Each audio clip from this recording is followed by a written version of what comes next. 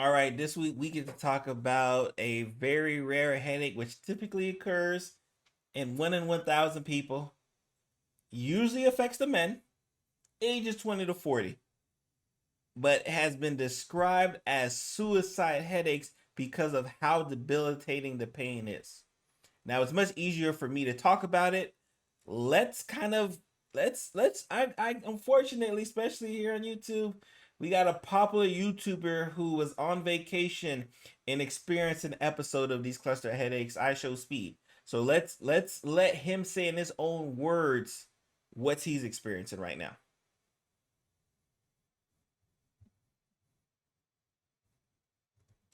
All right, guys. So right now, y'all, I'm still currently in the hospital right now. I got this.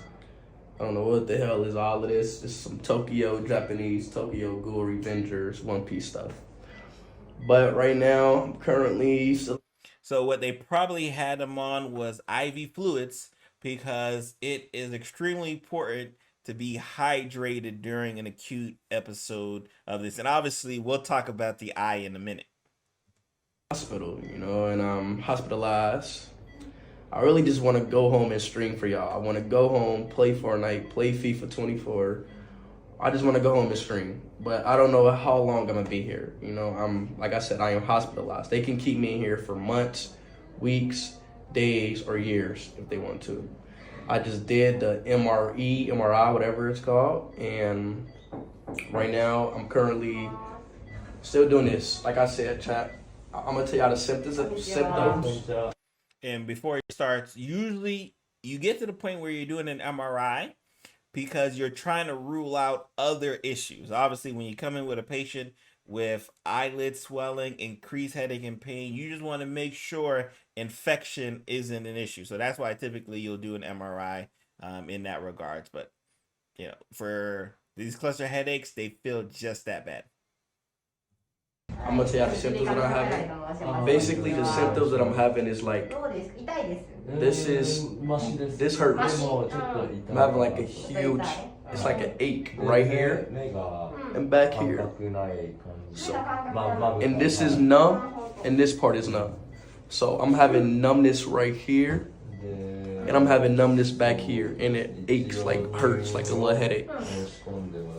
But guys, I love y'all boys. Just pray I don't die, bro. Like every second, I just think I'm gonna die. Generally, every second.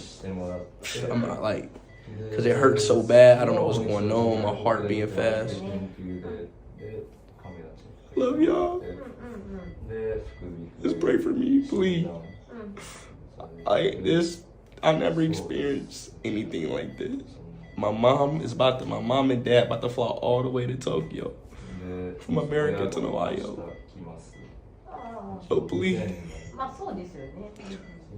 just please pray for me. I'm trying to keep good spirits, good all of this. I got a few of my friends here with me, but it's hard.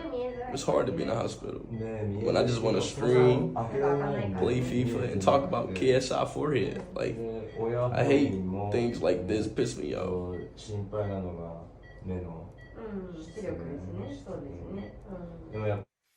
So, yeah, that, like I said, is a perfect example of what patients will tell you when they're dealing with these cluster headaches.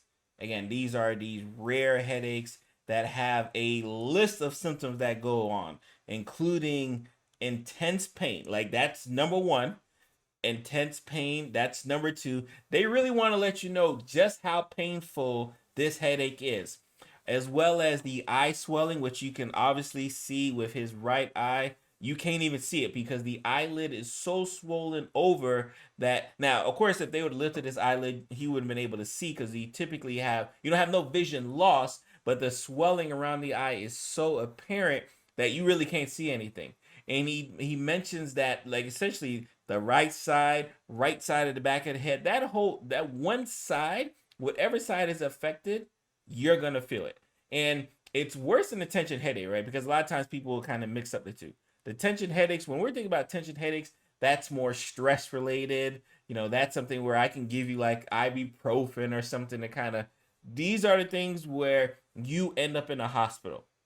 And it's a big separator from patients who have migraines, because I have some migraine patients who end up in the hospital as well too, especially if their migraine doesn't break. But a lot of times when they're ending up in the hospital, we're saying, hey, are you sure you don't have cluster headaches? Because typically that's the one that has you running, because the pain is so great. You saw they were giving him fluids. A lot of times we will give patients supplemental oxygen on top of a slew of other medications to try to essentially break the headache, because that's what you're really trying to do. You're trying to just break that signal or whatever you want to describe a headache, to say, hey, brain, please stop accepting these pain signals that are coming from the cluster headache. And it's such a severe, debilitating disease, because I have some patients who would get it every summer or every winter, like clockwork. Like winter's coming, oh, I'm about to get my cluster headaches, let me head over to the hospital. They just kind of felt it. They just knew exactly how it comes. And that's typically the story when we're talking about cluster headaches. You get this picture of like every summer or every something happens, and there's not typically one or two triggers that kind of will affect you from having the cluster headache. But when you do, you go to running. And he kind of mentioned some of the things that we're doing, because unfortunately, that video there was the second time he went to the hospital. So he was at the hospital earlier. They gave him some treatment. He felt a little better. Figured, all right, I think I can do this. I can go home. Try to go, and was back at the hospital that evening because the pain was so great. Now, he kind of mentioned how they may keep him in the hospital for hours, days, and months. We hope, right? Well, knock on wood, it never gets that severe. Typically, these things will last sometimes 30 minutes, sometimes 6 hours. Yes, 6 hours. So imagine dealing with the worst headache of your life, which again, we describe it as suicide headache, which is weird, but it is what it is, because that's what the patients experience. Because you could see him tearing up and saying, this is the worst pain of my life. And all patients with cluster headaches will describe it as the worst headache of your life, which is why when you hear that as a physician, you have to go, because there's two headaches that will be described as the worst headache of your life: a subarachnoid bleed, right, and a cluster headache. So of course we're going to do our battery of tests to rule out the bleed, but then we're like, all right, this is what it is. And it's fortunate for him, he was in a place where he can get some help, right? So because obviously he's in a hospital, right? He's being well taken care of, because these aren't the types of things that you can kind of deal with at home, right? Like one thing I would tell you, and I've had patients try to do it, where like, I'll just get at home, I'll just get some ibuprofen, I'll kind of deal with it. No, no, no. These are not the type of headaches you want to deal with.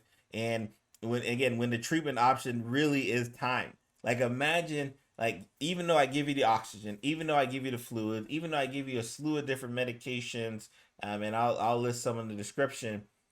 Even though I give you all of those treatment regimens, you're still dealing with this constant pain, constant headache, and you're just hoping that time abides it by.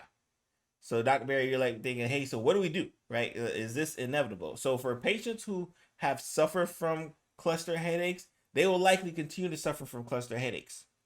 Now, the things that we do, not necessarily to prevent it, but try to decrease the severity of it. So, I have some patients that will be started on medications that we'll give for our migraine headache patients, only because we know that, hey, you're still gonna get that headache. Like it's still coming. If you get it every winter, if you get it every summer, that headache is coming. But we're hoping instead of that headache going from 0 to 1,000, maybe only goes from 0 to 100, because we can kind of deal with 100. You can kind of deal with 100. You may not necessarily need to go to the hospital for 100, but if it gets to that 1,000, which when you talk to these patients, that's what they experience. It is what it is, right? And imagine if every time you got a tension headache, imagine if every time you got a migraine headache, you develop this searing pain behind your eye. You develop this swelling across your face. Those other headaches don't do that. So you're one of my, my medical residents, my healthcare providers who are watching this week's video. You got to understand that there aren't too many headaches that are gonna cause what he looked like. I'm sorry. Like there aren't too many headaches that are gonna cause that. So you have to deal with it. and deal with it immediately. Because trust me, your patients will love you. Your patients will love you if you can help get them through this case. So again, we are just going to be sending our thoughts and our prayers for IShowSpeed. Again, he hasn't sent an update video at this moment on YouTube, but I know he's a social media guy, so he probably promotes on other different platforms. So we'll keep an update on that. And the second he posts something, I'll definitely make sure I'll probably do like a YouTube short or something on it, just to give you guys an update. But again, that guys is a perfect example of what it looks like to have a cluster headache. And I'll be honest, that's not something I probably wish on my enemy, even though I should, right? Because it is that bad, right? So I am yours truly, Dr. Barry Pierre.